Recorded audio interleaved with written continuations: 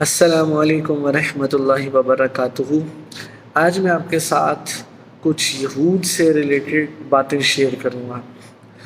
سب سے پہلے قرآن سے جو ان کی آباء و اجداد کی ہسٹری ہے اس سے کچھ ڈسکس کرتے ہیں کہ یہ ایک وقت ایسا تھا کہ جو یہود تھے یہ اللہ کی سب سے زیادہ انعامات حاصل کرنے والی قوم تھی۔ اللہ تعالیٰ نے ان کے لیے من و سلوہ، اللہ تعالیٰ پہلے پارے میں فرماتے ہیں کہ ہم نے ان کے لیے من و سلوہ اتارا۔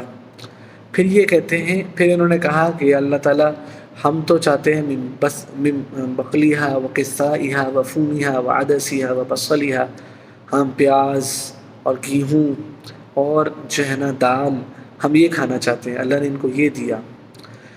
یہ جب صحرائے سینا میں تھے اللہ نے ان کو جو ہے نا بادلوں کا سایہ عطا فرمایا۔ فرعون ان پر ظلم کرتا تھا، اللہ نے فرعون سے ان کو نجات عطا فرمائی۔ اللہ تعالیٰ نے ان کو ہدایت کے لیے تورات عطا فرمائی، اور سب سے زیادہ نبی اللہ تعالیٰ نے بنی اسرائیل کے اندر اتارے۔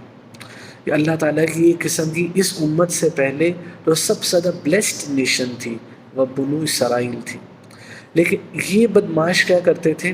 پہلا کام کہ قُلْ فَلِمَ تَقْتُلُونَ أَنْبِيَاءَ اللَّهِ مِنْ قَبْلُ إِن كُنْتُم مُؤْمِنِينَ۔ اللہ اس آیت میں فرماتے ہیں کہ انبیاء علیہ السلام کو قتل کر دیتے تھے۔ انبیاء علیہ السلام کو کیسے قتل کرتے تھے؟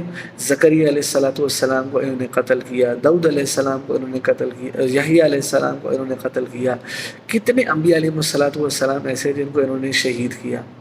یہاں تک کہ عیسیٰ علیہ السلام کو بھی جو سولی چڑھانا تھا اس کے اندر بھی جو ہے نا اللہ تعالیٰ نے ان کو زندہ آسمان پہ اٹھا لیا، جیسے اللہ چھٹے پارے میں ارشاد فرماتے ہیں۔ لیکن ان کو شہید کرنے کے لیے جو پیچھے بھاگے تھے وہ بھی یہودی تھے۔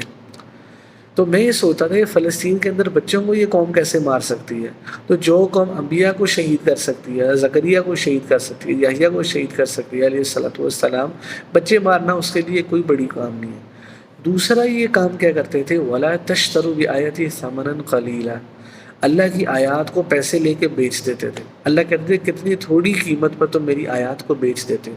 ایسا کام تاریخ میں کسی نے نہیں کیا۔ انبیاء کو قتل کرنا اور اللہ کی آیات کو بیچانا یہ کام ہندوؤں نے کیا، نہ سکھوں نے کیا، نہ عیسائیوں نے کیا، نہ مسلمانوں میں سے کسی نے کیا۔ ان کے پاس کیا ہوتا تھا؟ کسی امیر آدمی نے قتل کیا نا تو رات میں لکھا ہوا ہے کہ اس کی سزا یہ ہے، وہ ان کو پیسے لگاتا تھا اور یہ تورات کی آیت میں تحریف کر دیتا تھا۔ اس لیے اللہ کہتے ہیں کہ تم تھوڑی سے پیسوں کے عوض میری آیات کو بیچ دیتے ہو۔ تو اس طرح کے یہ لوگ ہیں، ان کی ہسٹری یہ ہے۔ اور جو عیسائی ہیں وہ بھی جب دین کے قریب تھے ان کو اپنا سب سے بڑا دشمن سمجھتے تھے، کیونکہ عیسائی عیسیٰ علیہ السلام کو نعوذ باللہ اللہ کا بیٹا سمجھتے ہیں۔ تو وہ سارے عیسائی یہ کہتے تھے کہ ہمارے خدا یسوع مسیح یا جو ہمارا خدا کے جو بیٹے ہیں عیسیٰ علیہ السلام، تو یہ یہودی بدماش ہیں جنہوں نے ان کو سولی دیا، جنہوں نے ان کو شہید کیا۔ تو کتنے سالوں تک یہ یہودی لوور کلاس سٹیزنز بن کے یورپ میں رہتے رہے۔ ہٹلر نے ان کو کتنا قتل کیا، اور ہرکیولیس کی رومن امپائر میں ان کو کتنا قتل کیا گیا، پوری دنیا میں ان کو قتل کیا گیا ان کی اس بدعمالیوں کی وجہ سے۔ اور آج یہ فلسطین کے اوپر کس طرح کے ظلم کر رہے ہیں، ایسے ظلم کہ واقعی دیکھ کے لگتا ہے کہ قیامت بہت قریب ہے۔ اتنا دنیا میں ظلم ہوگا اور ساری دنیا بیٹھ کے تماشا دیکھے گی۔ تو اس وجہ سے ہمارے لیے سبق کیا ہے کہ یہ یہود و نصارہ، اللہ تعالیٰ سورۃ فاتحہ میں فرماتے ہیں غیر المغضوب علیہم ولا الضالین، کہ جو یہود ہیں یہ مغضوب ہیں، ان پر اللہ کا غضب نازل ہوا۔ غضب کیوں نازل ہوا؟ کہ آپ صلی اللہ علیہ وسلم کو ایسے پہچانتے تھے یعرفونہ کما یعرفون ابناءہم، جیسے وہ اپنے بیٹے کو پہچانتے ہیں۔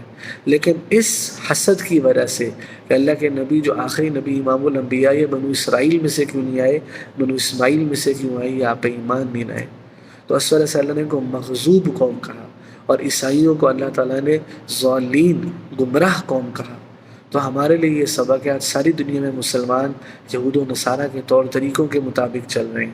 ہم آج سے اپنی نسل کو، اپنی اولاد کو یہ سکھائیں کہ ہم نے ان کے طور طریقوں پر نہیں چلنا، اور اپنے مسلمان بچوں کو خلافت پڑھائیں کہ جب تک خلافت تھی اس کی کتنی برکتیں تھیں، تاکہ امید کی جا سکے کہ یہ سسٹم مستقبل میں چینج ہوگا۔ السلام علیکم۔